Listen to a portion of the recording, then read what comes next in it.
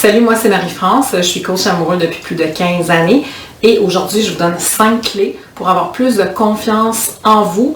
Si vous êtes célibataire, cette capsule est pour vous, mais sachez que j'aime aussi du coaching pour les gens qui sont en couple. Alors aujourd'hui je parle de cette confiance-là qui est en fait liée aux peurs quand on a un manque de confiance. Lorsqu'on est en train d'anticiper qu'est-ce qui pourrait arriver, avoir ce que j'appelle des scénarios catastrophes de je pourrais être rejetée, je pourrais avoir la ridicule, je pourrais figer et pas savoir quoi dire, mais sont tous des aspects qui vont faire en sorte que vous allez encore plus vous nuire si vous les entretenez dans votre tête.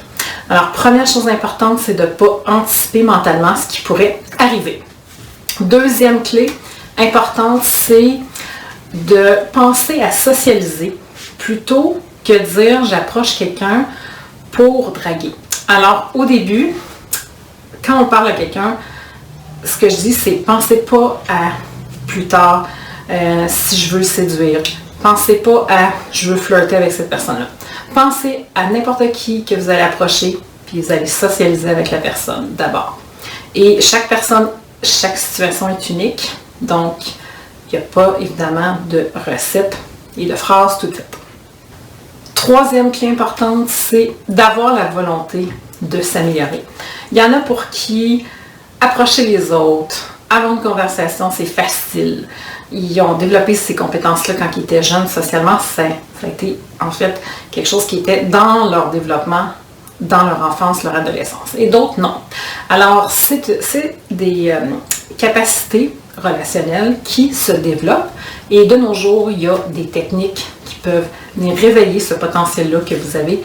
Et il y a une technique, entre autres, qui s'appelle le génie emprunté, qui est extraordinaire pour venir, en fait, venir réveiller des capacités latentes qui sont en dedans de vous. Mon quatrième point important, c'est sortir de sa zone de confort. Alors, il faut se mettre dans l'action. Il faut aller sur le terrain, aller à la rencontre de l'autre, dans des activités sociales, dans des fêtes d'amis, dans des places où peut-être que vous n'osiez pas nécessairement aller pour justement vous forcer à approcher les autres. Cinquième aspect important, c'est s'aimer tel quel.